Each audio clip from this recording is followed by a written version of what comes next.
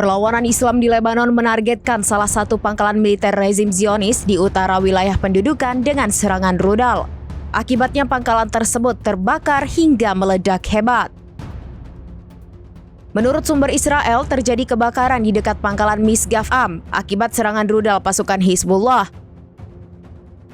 Pada saat yang sama, Hizbullah juga mengumumkan serangan rudal ke pangkalan militer Zionis Al-Marj. Serangan tersebut juga dilakukan dengan sejumlah rudal. Rezim Israel juga mengakui serangan rudal dari Lebanon Selatan di kota Margliot yang diduduki di daerah Isba al-Jalil. Sirine peringatan bahaya berbunyi setelah serangan ini. Sementara jaringan Al-Mayadin juga melaporkan serangan rudal terhadap sasaran militer rezim Zionis di sekitar Barak Zareit. Pada saat yang sama, media rezim Zionis mengakui ketidakefektifan sistem pertahanan udara Israel. Mereka menyatakan bahwa ada kekhawatiran bahwa sistem pertahanan udara tersebut tidak cukup efisien terhadap ancaman serangan drone.